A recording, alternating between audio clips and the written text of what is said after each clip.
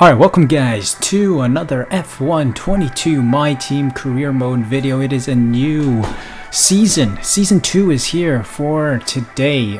This is the preseason. I need some videos to keep the daily uploads running, so this is going to be a relatively short one, setting the stage for season 2. So we have a couple upgrades coming through before next season. Worst car on the grid, as we already know. Yeah, 7 columns. I thought I said that 7 is the maximum, but in fact it is not. You can continue to go out on engine components, so that is an edit I wanted to make to my statement. Dan Ticktum did pretty well this season, I must say. Pretty good rookie season for him, despite scoring only 10 points. I mean, that's more than expected. I got lucky a couple of times, including a podium in Belgium. He got P5, P4 around the Dutch Grand Prix with a bunch of DNFs happening on the grid, safety cars I think as well, and then P6 in the UAE, which is a brilliant result to round out the season.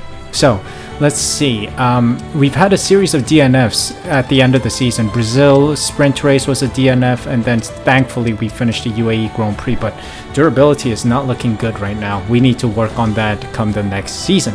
But let us progress with time first. Time for a marketing department event. Introduce new merch or stick with the current lines. Oh, we had a prompt come up a couple episodes ago. Hoodies and jackets sold better than expected, and we made a nice profit. The fans really liked it. A lot of gains here, cash as well as driver acclaim. Beautiful. A powertrain department event now. Let's go to event.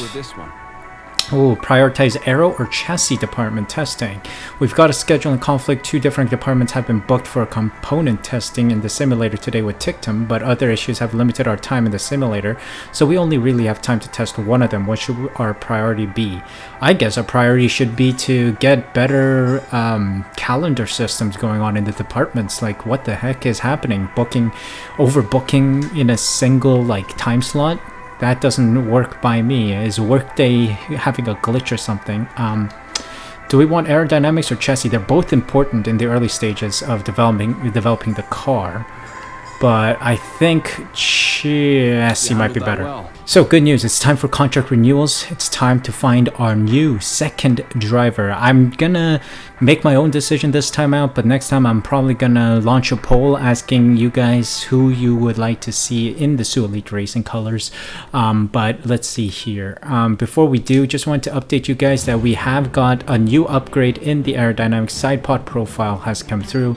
Of course, we have adapted all the parts at risk right now in the chassis department as well as the aerodynamics department. Let me just see if I can invest a bit more. We have some reliability elements coming through, but I think I want to improve all of these durability elements, like these cheap ones. But sadly, department capacity is at full capacity. Powertrain I'm not going to touch yet, because those are definitely going to turn to adapt the part as soon as it's done. So let's just invest in the aerodynamics then, because it's not under threat right now. So it's going to come before the next season, apparently. Good. Oh, so Fernando Alonso has retired from Formula 1. I thought a bunch of people were going to retire. I think Sebastian Vettel has decided to retire as well. So let's look at the teams here. How many open seats are there here? So Alfa Romeo are still there. AlphaTauri. Fernando Alonso is gone. Sebastian Vettel is gone from the list. So that's 2 seats opening up. And that's it so far. Dan Ticktum might be leaving, so that's 3 open slots on the grid right now, which is going to be quite a silly season happening. We have 6 million in the bank right now, which means anyone up until Jacques Villeneuve is available to us. We can sign any of these drivers, but I think there's only one person that we really want to sign, and that's Oscar Piastri after his fiasco with Alpine. So I'm actually going to try and sign him for our team. I think he's a good rookie to have on our team. Also relatively cheap, 1.5 million, which is good. Dan Ticktum's on 3 mil right now, having some experience in F1. So all right, let's approach him. 71 rating, 31 experience, 73 racecraft, 67 awareness, 75 pace, 76 focus, which we can always work on. So let's go for a medium risk offer for Oscar Piastri. And he signed. Perfect. He is our driver for the next season, or next half of the season. But realistically, I'm going to re-sign him at the mid-season unless he really underperforms. But I highly doubt that. Oscar Piastri is hot property on the F1 grid, so I'm expecting some good things. And here we are, the end of season 1. It's officially done. Wow, it's been a wild ride. Last place on the performance standings, but in the constructors we've done pretty well. P8, which is splendid news. I'm also P12 on the driver standings, which I like to see. Anything else? No, we're good. Let's go to end of the season review. Yes, a lot of acclaim. 12 acclaim for me, Piastri on 7, which is not bad. And I think we should go up to 15, right?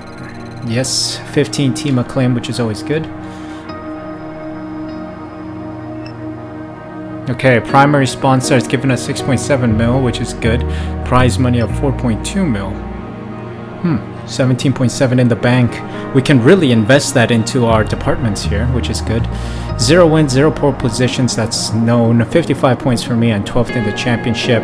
No trophies this season, but one day those will come. So let's advance into the new season. So we're back at the calendar here of the new season, but it's sad to see that Portimao is not available for us. If you guys remember from F1 2021, the Chinese Grand Prix circuit was available for us to choose to swap some out, like cause a little, mix up in the calendar, but this time, not really. It's 22 races, no Portimao involved, so yeah, we're just gonna do another 22 race season. I think it's gonna be a lot of fun. All right, just quickly before we go into the next season, we need to look at our sponsors. Primary sponsor, who is it gonna be? Finish 3rd or better, not gonna happen. Earn 100, not gonna happen. Podium's not gonna happen. Moon looks popular, it might happen. 25 Constructors Championship points in a season, we've already beat that in the previous season, and we're on this upward trajectory. We always want to improve, so 25 Constructors Championship points in a season might be a good one, considering it gives a lot more than Seren, who gives us 6th or better in the Constructors Championship, which is going to be difficult. We are going to push into the mid-table, but I don't know if we're going to do it as quickly as we anticipate. But yeah, I think Moon might be worth it. I think we may risk it with Moon. Seems like a good sponsor to have. And then of course we got to check our engine supplier. Durability seems to be high for all of them, but to be honest, Mercedes didn't give us a durable engine. We DNF'd for the past 6 Grand Prix in the final stages of the season, so we may invest a little bit considering we do have the funds. Do we go for Red Bull or Ferrari? I am interested to try a Red Bull powertrain. It is a new season, by the way, so Ferrari aren't going to be the best, I think. I don't know. Does this mean that they are the best if they're on the right, far right? I don't know. Is there going to be a little bit of a performance difference? I don't know, but it seems like all of the engines here are struggling with performance. You know what? Screw it. We're going with the Ferrari engine. I think that's going to be a good one. So let's confirm. All right. So it's a new season. I've made this car livery, which I'll show you guys in greater detail in a moment. But look at this. There's no car reveal scheduled in the calendar. Why? Did they take that out of the game? That's ridiculous, man. That is ridiculous. Why did they take out that's like the only highlight of making this video, but I don't know. Anyway, let me show you guys the vehicle in its entirety. Let me get customization. Here we go. This is the livery we've gone for. It's the Constellations livery. A little dark black color mixed with a little army green, dark green as well, and then the unique Suh Racing light blue with the gold highlights. Show our elite spirit, so to say. I'm tempted to change the rear and front wing to like complete black because I don't like how the colors change, but let me know what you guys think down below. A little gold constellation going in the back as well. I like that fade design a bit, so went for it. I'm using a standard livery given by the game here, of course, but I didn't have time to make a livery. Let me know also in the comment section down below if you guys want to see custom liveries. It takes me a while to make them, but if you guys really want to see like me make my own livery, let me know down below and I'll try to make one.